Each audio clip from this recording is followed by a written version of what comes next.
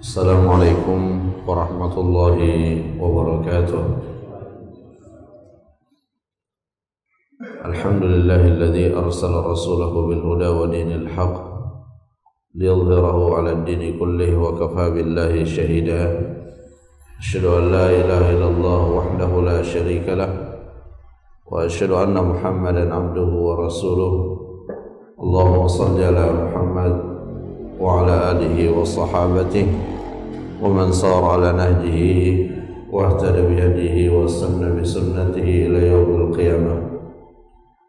Ya ayyuhalladzina amanu taqullaha haqqa tuqatih wa la tamutunna illa wa antum muslimun. Allahumma 'allimna bima yanfa'una wanfa'na bima 'allamtana wa zidna ilman wa tawfiqan wa alhiqna bis salihin. Amma ba'd. Ma'asyiral muslimin, jamaah salat subuh rahimani wa rahimakumullah.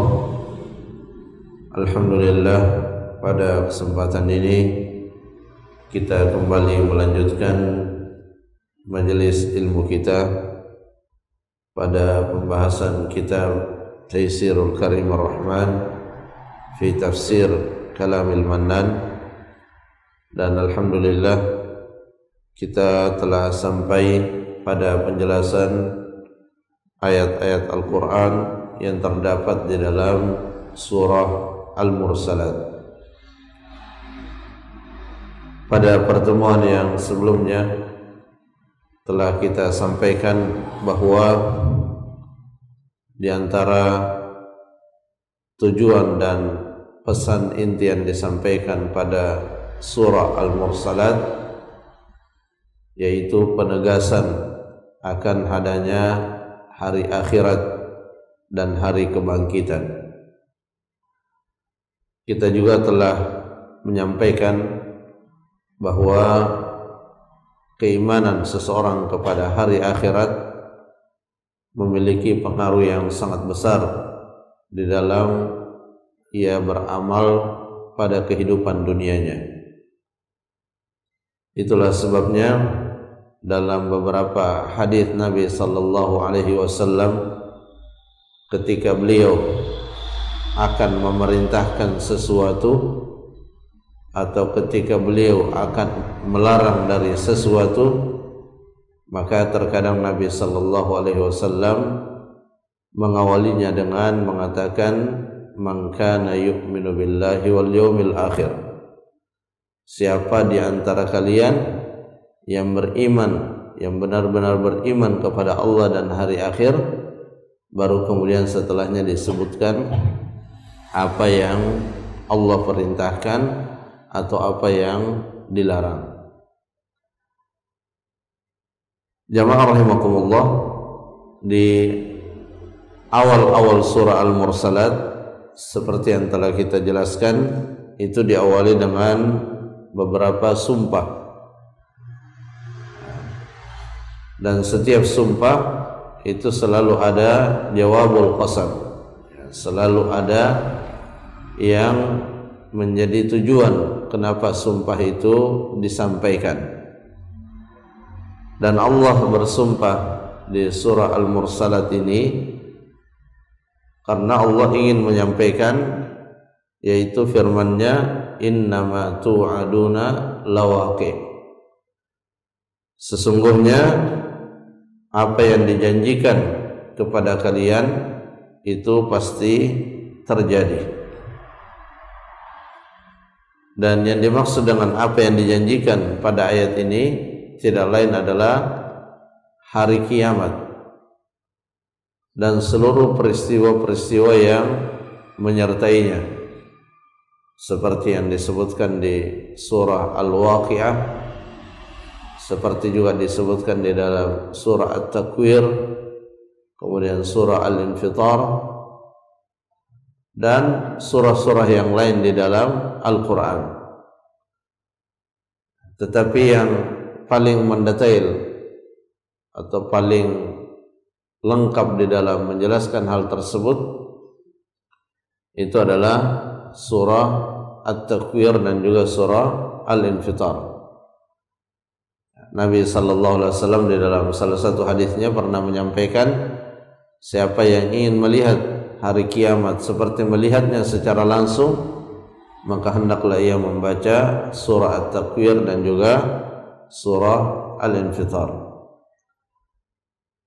Di surah Al-Mursalat Allah Subhanahu wa taala juga menyebutkan beberapa hal yang akan terjadi ketika kiamat itu telah ditetapkan atau telah terjadi. Allah Subhanahu wa taala berfirman setelah disebutkan innama tu'aduna lawaqi', sesungguhnya apa yang dijanjikan kepada kalian itu pasti terjadi.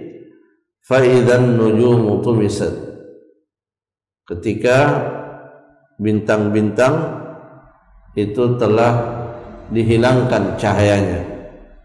Yang tadinya setiap malam kita melihat bintang itu bercahaya, maka dengan kekuasaan Allah, dengan kehendak Allah, bintang itu kehilangan cahayanya. Wa idzas sama'u furijat, dan ketika langit itu dibelah. Ini sama dengan firman Allah di surah yang lain, wa futihatis sama'u fakanat abwaba, dan langit itu dibuka dan di sana terdapat pintu-pintu. Ini tentunya peristiwa yang sangat menakjubkan. Tidak terbayangkan bagaimana ketika langit itu terbelah.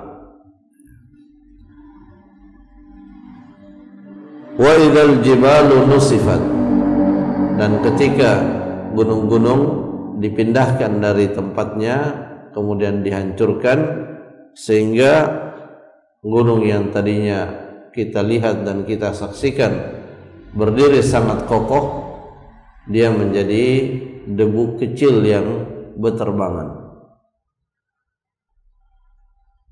Wa idzar rusulu uqitat, dan ketika para rasul telah ditetapkan waktunya. Li ayyi yaumin ujjilat, untuk hari apa mereka ditangguhkan. Li yaumil fasl, untuk yaumul fasl, yaitu hari di mana Allah memutuskan nasib setiap manusia, kemana dia akan berada, kemana dia akan menuju, apakah ke surga atau ke neraka. Wa ma adraka ma yaumul fasl, kemudian Allah Subhanahu wa taala bertanya, tahukah kalian apa itu yaumul fasl? Yaumul fasl adalah wailu yauma idzil lil mukadzibin, hari di mana pada hari tersebut binasalah, celakalah orang-orang yang mendustakan. Jamaah rahimakumullah, di dalam tafsiran daripada ayat yang tadi kita sebutkan, Syekh Abdurrahman bin Nasir As-Sa'di rahimahullah mengatakan, fa idza waqa'a hasala min at-taghayyur lil alam wal ahwal syadid. Ketika kiamat itu terjadi, maka terjadi perubahan yang sangat drastis di alam ini, sehingga di alam ini terjadi huru-hara yang sangat dahsyat, ma yuz'ijul qulub. Peristiwa yang terjadi pada hari itu benar-benar mengganggu hati setiap orang, artinya menakutkan. Kita sangat bersyukur kepada Allah Azza wa Jal, karena orang-orang yang beriman dan dia tidak menyekutukan Allah Subhanahu wa taala itu akan diselamatkan dari huru-hara hari kiamat, di mana Allah Subhanahu wa taala akan mewafatkan mereka sebelum terjadinya hari kiamat. Dalam hadis yang sahih, Nabi sallallahu alaihi wasallam mengatakan la taqumus sa'a illa ala syiraril khalq. Ya, tidaklah as-sa'a yaitu hari kiamat terjadi kecuali kepada orang-orang atau manusia-manusia terburuk. Manusia-manusia terburuk yang dimaksud adalah orang-orang yang menyekutukan Allah Subhanahu wa ta'ala.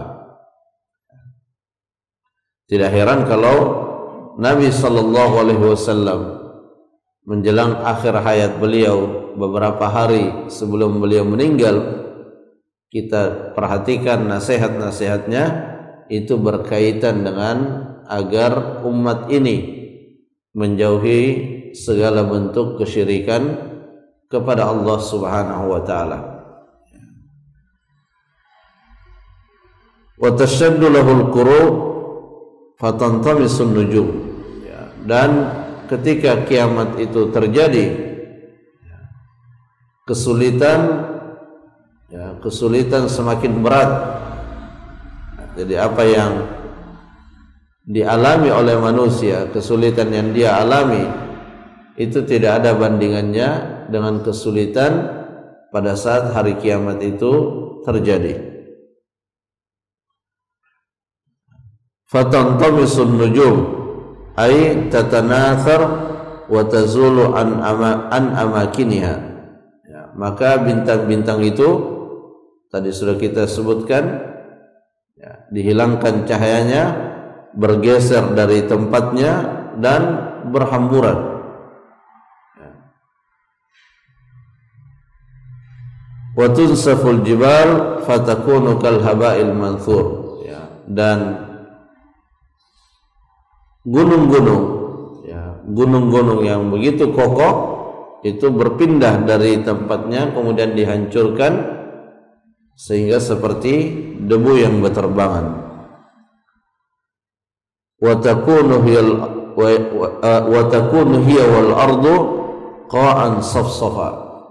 Sehingga pada saat itu bumi dan gunung-gunung itu rata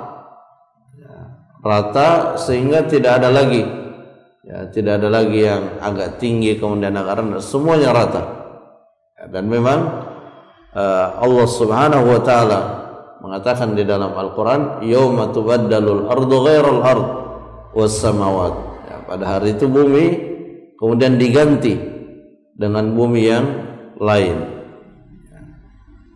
Dan ini semua menunjukkan kekuasaan Allah Azza wa Jalla, menunjukkan apa yang selalu kita baca di dalam Al-Quran, innallaha ala kulli syai'in qadir.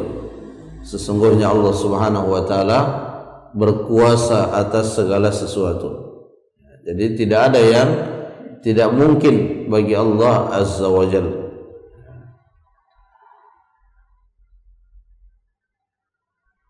Wa dzalikal yawm huwal yawmul ladzi uqitat fihi ar-rusul wa ujjilat lil hukm bainaha wa baina umamiha.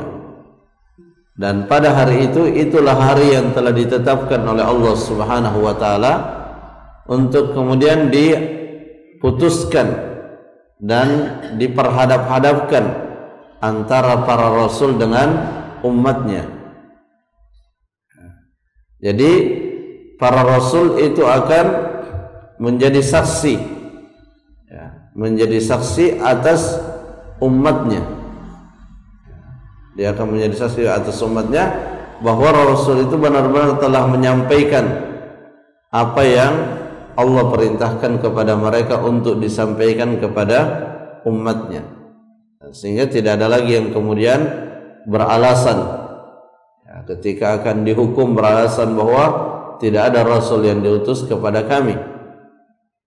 Allah mengutus kepada setiap umat seorang rasul, dan rasul yang terakhir adalah Nabiullah Muhammad sallallahu alaihi wasallam.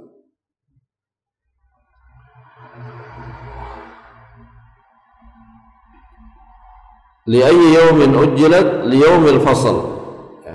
Jadi ini diantara nama-nama hari kiamat. Jadi nama hari kiamat dalam Al-Quran itu ada beberapa. Al-Qariyah, Yaumul Fasl, Yaumut Taghabun, dan banyak Allah Subhanahu wa taala memberikan nama kepada hari kiamat. Di surah ini disebutkan Yaumul Fasl,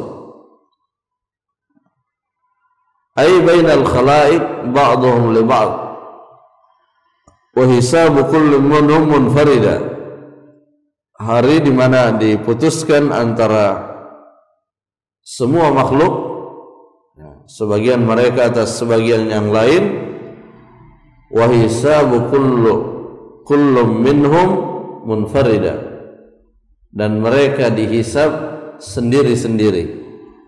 Jadi tidak ada istilah perwakilan, satu saja yang dihisab, yang lain selesai, tidak. Tapi setiap orang akan menghadap dan mempertanggungjawabkan amalannya masing-masing. Inilah bagian dari iman kepada hari akhir yang menjadi penting untuk selalu segar di dalam hati dan ingatan kita. Karena ketika kita ingat bagaimana kalau kita akan mempertanggungjawabkan apa yang kita lakukan di dunia, maka tentunya kita akan berpikir setiap kali kita ingin melakukan sesuatu. Sama halnya seorang yang bekerja di suatu perusahaan atau di tempat kerja, kemudian telah terjadwal bahwa pada bulan sekian akan ada laporan pertanggungjawaban, maka pasti dia akan berusaha untuk laporan pertanggungjawaban itu dibuat sebaik mungkin. Kalau di dunia masih bisa seseorang merekayasa laporan pertanggungjawaban itu, tetapi di akhirat tidak mungkin kita mampu untuk merekayasanya, karena Allah Maha mengetahui apa yang telah kita kerjakan. Thumma tu'adul mukadzdzib bihadzal yaum. Kemudian hari inilah hari yang diancamkan kepada orang-orang yang mendustakan, seperti yang disebutkan di ayat yang selanjutnya, dan ayat ini diulang-ulang oleh Allah Subhanahu wa taala. Wailu yawma idzil lil mukadzibin. Celakalah pada hari itu orang-orang yang mendustakan. Ya hasratuhum wa syiddatu adzabihim wa su'i munqalabihim. Betapa beratnya azab mereka dan betapa buruknya tempat kembali mereka. Allah tidak menyebutkan nama-nama orangnya yang celaka itu. Allah juga tidak menyebutkan asal usulnya, tapi yang Allah sebutkan adalah sifatnya, sehingga setiap orang bisa mengukur apakah dia masuk dalam sifat ini atau tidak. Akhbarahumullah wa aqsama lahum falam yusaddiquhu fastahaqqul uquba al-balighah. Allah Subhanahu wa taala, jadi kenapa dia dihukum dengan hukuman yang sangat berat, disiksa dengan siksa yang berat? Allah telah mengabarkan kepada mereka tentang hari kiamat, tentang banyak hal. Bahkan Allah tidak sebatas mengabarkan, tetapi Allah mendahului kabar-kabar yang Allah sampaikan itu, berita-berita yang Allah sampaikan diawali dengan sumpah. Falam yusaddiquhu, tetapi mereka itu tidak membenarkan apa yang disampaikan oleh Allah Subhanahu wa taala, padahal di dalam hati mereka itu ada fitrah yang mestinya dia membenarkan apa yang datangnya dari Allah Subhanahu wa taala. Setingkat Fir'aun sekalipun dengan lisannya yang begitu ingkar kepada Allah, tapi di saat dia terdesak, di saat dia berada dalam puncak kesulitan, dia ingin menyatakan keimanannya kepada Allah Subhanahu wa taala. Hanya saja dia sudah terlambat. Di dalam ayat Al-Qur'an di surah An-Nahl, Allah menceritakan wajahadu biha wastaiqanatha anfusuhum zulman wa uluwa. Mereka menolak dengan penolakan yang keras dengan lisannya. Wajahadu biha wastaiqanatha anfusuhum, tetapi hatinya meyakini sebenarnya bahwa apa yang dibawa oleh Nabi Musa ketika itu adalah suatu kebenaran. Apa penyebabnya? Zulman wa uluwa, karena hatinya itu didominasi oleh kezaliman dan kesombongan. Jadi betul di dalam diri manusia itu ada fitrah, tetapi di dalam diri manusia juga ada zulman wa uluwa. Allah sudah menyatakan hal tersebut di akhir surah Al-Ankabut ketika menyebutkan keadaan manusia, innahu kana zaluman jahula. Sesungguhnya manusia itu teramat zalim dan juga teramat bodoh. Jadi ada sifat zalim di dalam diri manusia, sebagaimana dia juga ada fitrah di dalamnya. Itulah sebabnya kenapa kemudian Allah mengutus para rasul, tidak lain untuk mengatasi sifat zalim itu. Di surah Al-Jumu'ah dan di surah-surah yang lain juga disebutkan, walladzi ba'atsa fil ummina rasulan minhum yatlu 'alaihim ayatihi wa yuzakkihim wa yu'allimuhumul kitab. Dialah Allah yang mengutus Rasul Nabiullah Muhammad SAW. Tujuannya apa? Membacakan ayat-ayat Al-Quran, mengajari mereka, dengan mereka belajar maka akan hilang sedikit demi sedikit sifat jahilnya, sifat bodohnya, jahulanya akan hilang dengan dia belajar. Kemudian ditazkiyah, dibersihkan hatinya, dengan pengajaran tersebut maka seseorang terbuka jalan untuk membersihkan hatinya. Dengan dia belajar, dia akan mengetahui yang mana yang baik dan yang mana yang buruk, yang mana yang hak dan mana yang batil, sehingga dia mengetahui, oh saya sedang berada dalam keburukan, sehingga saya harus membersihkan keburukan itu dengan bertaubat kepada Allah, dengan beristighfar kepada Allah Azza wa Jalla. Dengan tazkiyah tadi, dengan seseorang membersihkan dirinya, maka itu sedikit demi sedikit akan menghilangkan sifat zalim yang ada di dalam dirinya. Tetapi kalau dua-duanya tidak terjadi pada diri seseorang, maka inilah yang kemudian menyebabkan seseorang, sebagaimana disebutkan di dalam ayat, berada dalam kesesatan yang terang benderang. Sudah tidak belajar, sifat zalimnya terpelihara, maka berpadu dua sumber keburukan, sehingga yang nampak pada orang yang seperti itu adalah keburukan demi keburukan. Dan itulah yang terjadi pada zaman sebelum diutusnya Nabi Muhammad sallallahu alaihi wasallam. Ketika tidak ada ilmu yang sampai kepada mereka, maka benar-benar di satu sisi sangat bodoh sampai dikatakan jahiliyah, di sisi yang lain sangat zalim. Bisa dibayangkan kalau ada anak perempuan yang lahir di kalangan dia kubur hidup-hidup. Ini tidak ada lagi kezaliman yang sangat berat. Dan itu berpadu dengan kebodohan. Tapi setelah diutus Nabi Muhammad SAW, kemudian ilmu disampaikan, ilmu menyebar, maka terjadilah perubahan yang diibaratkan dalam Al-Quran, minadz-zulumati ilan nur, dari gelap kepada cahaya. Dan itu sunnatullah yang berlaku di setiap zaman. Ketika seseorang tidak belajar agama, tidak mempelajari agama, maka akan gelap dia.